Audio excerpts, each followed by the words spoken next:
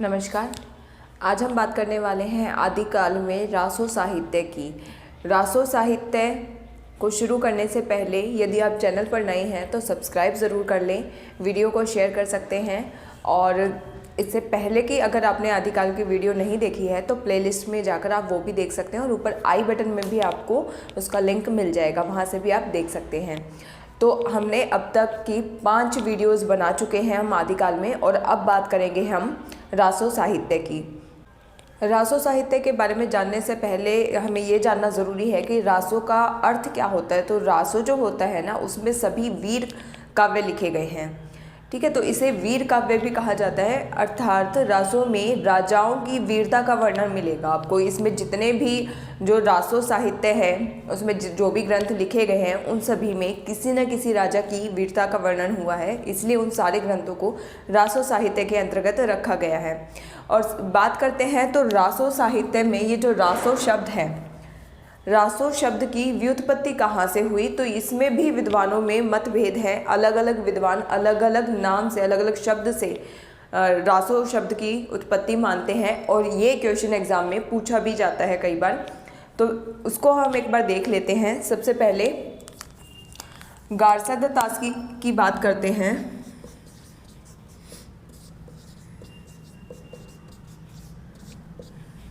इन्होंने राजसूय शब्द से रासो शब्द की उत्पत्ति मानी है। वहीं नरोत्तम स्वामी ने रासक शब्द से, और रामचंद्र शुक्ल की बात करें तो इन्होंने रसायन शब्द से रासो शब्द की उत्पत्ति मानी है। वहीं हजारी प्रसाद द्विवेदी के बारे में भी जानते हैं। हजारी प्रसाद द्विवेदी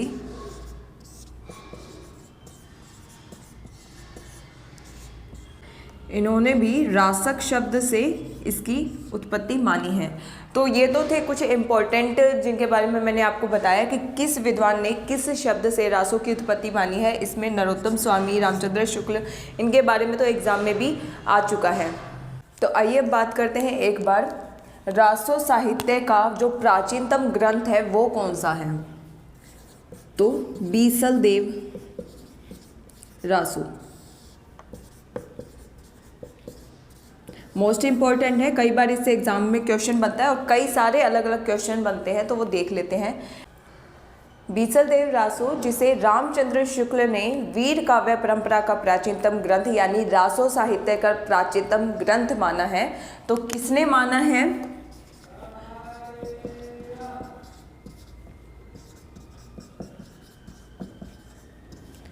रासो साहित्य या फिर वीर काव्य का प्राचीनतम ग्रंथ, और ये किसने माना है? तो रामचंद्र शुक्ल ने। ये भी आपको ध्यान रखना है, नाम भी पूछा जा सकता है कई बार। दूसरी इंपॉर्टेंट बात, तो बीसल देव रासो के रचयिता कौन है? नरपति नाल। ध्यान रखना आपको। इसका समय क्या है? तो 1212 ईस्वी। बीसल देव रासो इंपॉर्टेंट क्यों है? तो इसमें आपको ये ध्यान रखना है, सर्वप्रथम हिंदी में 12 मासा का वर्णन हुआ है। पूछा जाता है एग्जाम में ये कि सर्वप्रथम हिंदी में 12 मासा का वर्णन किस ग्रंथ में हुआ है? तो बीसल देव रासो। कई बार रिपीट हुआ है ये क्वेश्चन, याद रखना है आपको। दूसरी बात, तो ये श्रृंगार काव्य है, श्रृंगार काव्य है, और इसमें गेय शैली का प्रयोग हुआ है, ठीक है। ये भी आपको ध्यान रखना है, गेय शैली का प्रयोग हुआ है। बीसल देव रासो की नायिका के बारे में भी आपको पता होना चाहिए। नायिका का क्वेश्चन आता है कई बार। तो इसकी जो नायिका थी वो राजमती, और इसी राजमती से रूठ करके जो बीसल देव है वो उड़ीसा चले गए थे, ये आपको ध्यान रखना है। नायिका का नाम आ जाता है कई बार राजमती। नायक कौन है? नायक तो बीसल देव है, बीसल देव रासो है, यानी बीसल देव राजा का जो वीरता का वर्णन है वो इस पूरे उसमें ग्रंथ में आपको मिलेगा। तो बीसल देव नायक है और इनकी नायिका का नाम है राजमती, ध्यान रखना है आपको। और जो इम्पोर्टेंट है इसमें 4 खंड हैं, आपको ये भी ध्यान रखना है, 4 खंड हैं, ठीक है। वीर गीत है ये, वीर गीत तो आपको पता ही चल जाएगा क्योंकि रासो साहित्य है, वीर गीत है। और एक इम्पोर्टेंट बात, हिंदी के प्रभाव से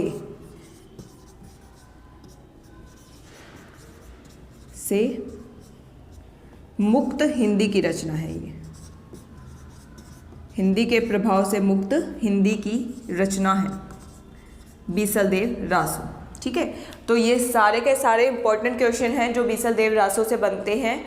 नायक का नाम, समय, और सबसे पहले इसमें बारहमासा का वर्णन हुआ है, ये आपको ध्यान रखना है। श्रृंगार काव्य है, गेय शैली का प्रयोग है, इसका हर एक जो जितनी भी बातें इसके बारे में आपने अभी यहाँ देखी वो सारी की सारी किसी न किसी एग्जाम में पूछी गई है, तो इम्पॉर्टेंट है। आप इसका स्क्रीनशॉट भी ले सकते हैं और अपने नोट्स भी बना सकते हैं। अब आगे बात करेंगे रासो साहित्य का जो दूसरा महत्वपूर्ण ग्रंथ है पृथ्वीराज रासो के बारे में। आइए बात करते हैं दूसरे महत्वपूर्ण ग्रंथ पृथ्वीराज रासो के बारे में। मोस्ट इम्पोर्टेंट है, बहुत सारे क्वेश्चन बनते हैं इससे, और किसी न किसी एग्ज़ाम में जिसमें हिंदी लिटरेचर पूछा जाता है आपको इससे क्वेश्चन देखने को ज़रूर मिल जाता है।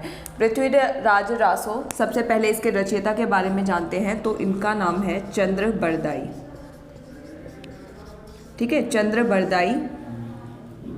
पृथ्वीराज रासो जो है वो श्रृंगार रस और वीर रस में लिखा गया है, ठीक है। श्रृंगार और वीर दोनों रस है इसमें। एक चीज़ और ध्यान रखना है, इसमें 69 समय सर्ग हैं, ये भी क्वेश्चन पूछा जाता है कितने समय सर्ग हैं इसमें, तो 69 समय सर्ग हैं। 68 छंदों का प्रयोग हुआ है इसमें, ठीक है। और ये एक प्रबंध काव्य है, प्रबंध काव्य को महाकाव्य भी कहते हैं, ठीक है, प्रबंध काव्य है। और महाकाव्य से ध्यान रखना है आपको कि जो रामचंद्र शुक्ल है उन्होंने पृथ्वीराज रासो को हिंदी का प्रथम महाकाव्य और चंद्र बरदाई को हिंदी का प्रथम कवि स्वीकार किया है, ठीक है, ये आपको ध्यान रखना है। रामचंद्र शुक्ल ने पृथ्वीराज रासो को हिंदी का प्रथम महाकाव्य स्वीकार किया है और चंद्र बरदाई को हिंदी का प्रथम कवि स्वीकार किया है। आगे बात करते हैं, तो इसमें जो है डिंगल भाषा का प्रयोग हुआ है, डिंगल भाषा का प्रयोग। डिंगल भाषा जैसा कि आप जानते हैं अपभ्रंश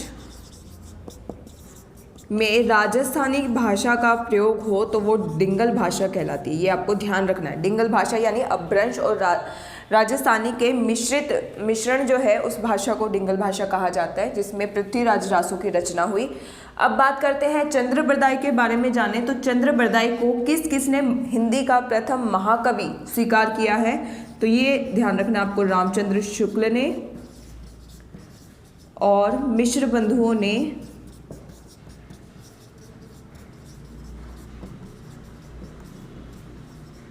चंद्र बरदाई को हिंदी का प्रथम महाकवि स्वीकार किया है, ठीक है। चंद्र बरदाई जो है इनको छप्पे छंद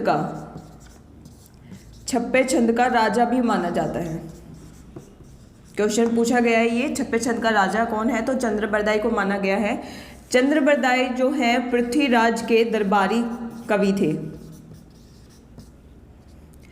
पृथ्वीराज के दरबारी कवि थे और उन्हें इनका मित्र भी कहा जाता था चंद्र बरदाई। और ये भी कहा जाता है कि पृथ्वीराज और चंद्र बरदाई जो हैं उनका जन्म भी एक ही समय में हुआ था, एक ही दिन हुआ था, और इनकी मृत्यु भी एक ही दिन हुई थी, ठीक है।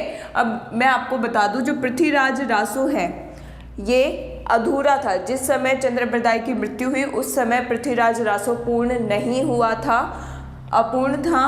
और इसको पूरा किसने किया, तो चंद्र बरदाई के पुत्र जलहन ने, ध्यान रखना आपको, चंद्र बरदाई के पुत्र जलहन ने इसको पूरा किया था पृथ्वीराज रासो को, ठीक है। और देख लेते हैं हजारी प्रसाद द्विवेदी जो हैं उन्होंने पृथ्वीराज रासो को शुक शुकी संवाद के रूप में रचित माना है।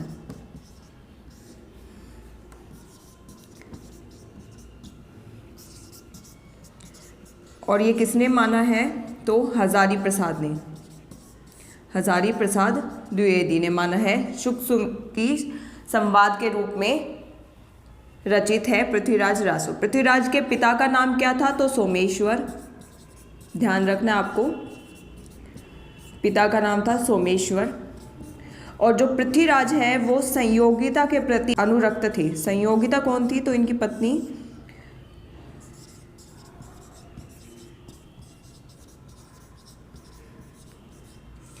और ये भी पूछा जाता है कि पृथ्वीराज में जो 69 समय सर्ग है इनमें से इम्पोर्टेंट यानी महत्वपूर्ण समय सर्ग कौन सा है? तो उसका जो नाम है वो मैं आपको बता देती हूँ, इम्पोर्टेंट है। कैमास वध, ये पृथ्वीराज रासो का महत्वपूर्ण समय सर्ग है। ठीक है, कैमास वध। तो ये तो था पृथ्वीराज रासो के बारे में जो आपने जाना पूरा। आप इसका स्क्रीनशॉट भी ले सकते हैं और अपने हिसाब से इसके नोट्स भी बना सकते हैं। एक चीज़ और आपको ध्यान रखनी है पृथ्वीराज रासो में कि इसकी प्रमाणिकता पर लोगों के मतभेद हैं। तो ये भी हम देख लेते हैं। प्रमाणित इसको किसने माना है, अप्रमाणित किसने माना है, क्योंकि यहाँ से भी क्वेश्चन आता है, और अर्ध प्रमाणित किसने माना। तो यहाँ से भी क्वेश्चन ज़रूर बनता है, ये भी एक बार देख लेते हैं हम। तो प्रमाणित मानने वाले जो लेखक हैं श्याम सुंदर दास,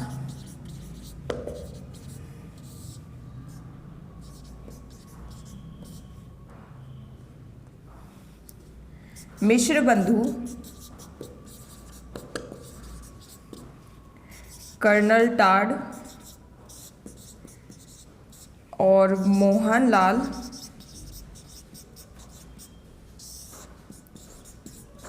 विष्णुलाल पंड्या, इन्होंने इसको पृथ्वीराज रासो को प्रमाणित रचना माना है, जिसमें से कर्नल टाड और मोहनलाल विष्णुलाल पंड्या, इनके बारे में पूछा जा चुका है एग्जाम में। अप्रमाणित मानने वाले जो हैं रामचंद्र शुक्ल, इन्होंने अप्रमाणित माना है इसे। देवी प्रसाद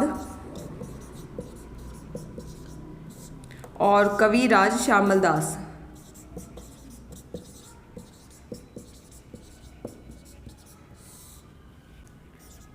गौरी शंकर, हीराचंद ओझा, बूलहर और मुरारी दान, इन्होंने इसको अप्रमाणित रचना माना है। अर्ध प्रमाणित रचना मानने वाले के बारे में भी हम देख लेते हैं। मुनिजन विजय,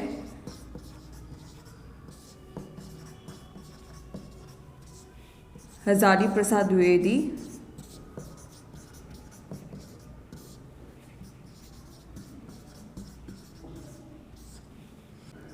डॉक्टर सुनीति कुमार चटर्जी,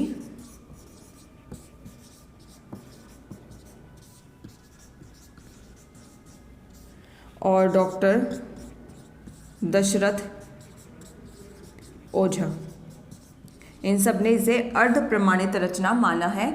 तो ये तो था पृथ्वीराज रासो के बारे में इम्पोर्टेंट बातें जो आपको याद रखनी है। अब बात करेंगे अगले महत्वपूर्ण ग्रंथ परमाल रासो के बारे में।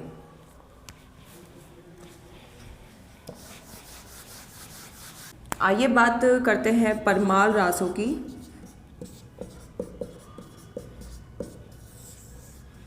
तो सबसे पहले इसकी रचना किसने की?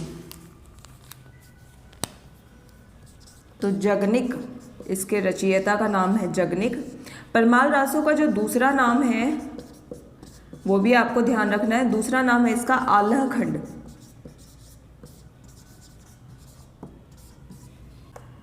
बारह 1230 में लिखा गया,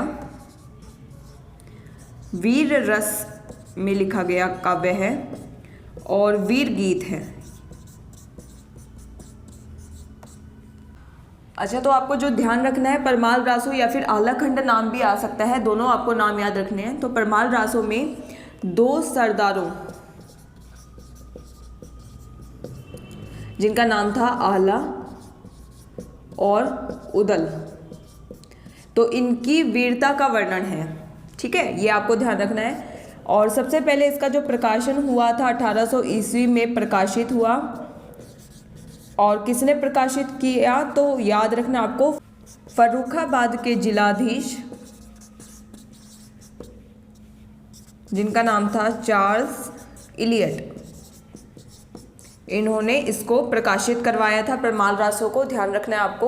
और जो परमाल रासो है ये एक वीर गीत है, जैसा कि आप जानते हैं, और ये बरसात ऋतु के समय में गाया जाता है। और कहाँ पर गाया जाता है, तो उत्तर प्रदेश के कई जगहों पर ये गाया जाता है। बरसात ऋतु में गाया जाने वाला जो गीत है वो है आलाखंड या फिर परमाल रासो, ये आपको देखना है। आइए अब कुछ और रचनाओं के बारे में जान लेते हैं जो कि रासो साहित्य में इम्पोर्टेंट है और पूछी जाती है। तो सबसे पहले मैं यहाँ पर कवि का नाम लिख देती हूँ और यहाँ रचना का तथा इसके आगे जो भी कुछ उसके बारे में महत्वपूर्ण है वो बताती हूँ मैं आपको। तो दलपति विजय, इन्होंने खुमान रासों की रचना की। खुमान रासों की रचना की, और कब की, तो 9वीं सदी में की। ठीक है, वीर रस में लिखा गया। ठीक है, भाषा इसकी रही तो राजस्थानी भाषा, और ये एक प्रबंध काव्य है, ये भी आपको ध्यान रखना है, प्रबंध काव्य है। तो ये तो है इम्पोर्टेंट बातें इसके बारे में जो पूछी जाती हैं। अगली बात करते हैं, तो केदार भट्ट ने लिखा जयचंद्र प्रकाश, और ये लिखा 1224 ईस्वी में। वीर रस में लिखा गया और प्रबंध काव्य है, ये भी आपको ध्यान रखना है। मधुकर भट्ट ने लिखा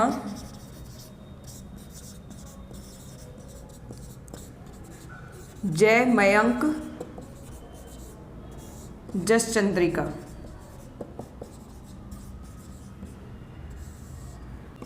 1243 ईस्वी में, और ये भी एक प्रबंध काव्य है।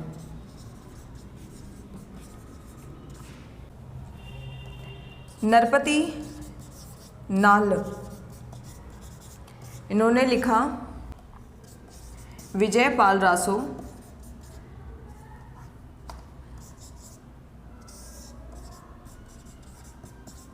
ये वीर रस में लिखा गया।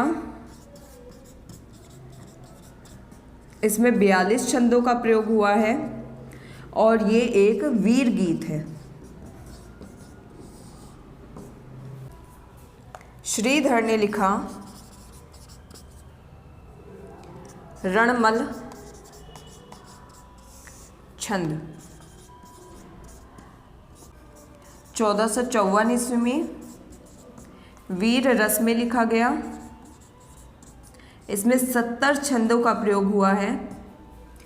अच्छा, इसमें ये लिखा गया है डिंगल भाषा में,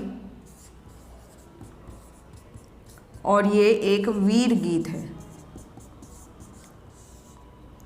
आगे बात कर लेते हैं शांगधर।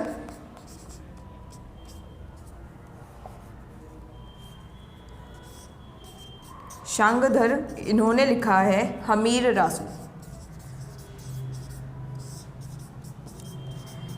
वैसे हमीर रासो के इस रचयिता के बारे में कई सारे मतभेद हैं, लेकिन फिर भी विद्वान जो है हमीर रासो के रचयिता शांगधर को मानते हैं, और इसके बारे में आपको इतना ही याद रखना है, सिर्फ कवि का नाम। तो ये तो था इम्पोर्टेंट रचनाएं और कवि जो कि रासो साहित्य में जिन्होंने रचना की। इससे अगली जो वीडियो आएगी उसमें हम विद्यापति और अमीर खुसरो जी के बारे में डिटेल में जानेंगे। विद्यापति के ऊपर एक अलग से वीडियो बनेगी और अमीर खुसरो जी के बारे में अलग से वीडियो बनेगी, क्योंकि ये दोनों मोस्ट इम्पोर्टेंट कवि हैं आदिकाल के, जिनसे प्रश्न जो है बनता ही बनता है। और यहाँ पर भी आपको जो जितने भी मैंने रचनाएं बताई हैं ये भी काफ़ी बार एग्ज़ाम में पूछी गई हैं, तो मोस्ट इम्पॉर्टेंट है, आप अपने नोट्स बना सकते हैं। वीडियो पसंद आई है तो लाइक कर दीजिए, चैनल पर नए हैं तो सब्सक्राइब कर सकते हैं। धन्यवाद।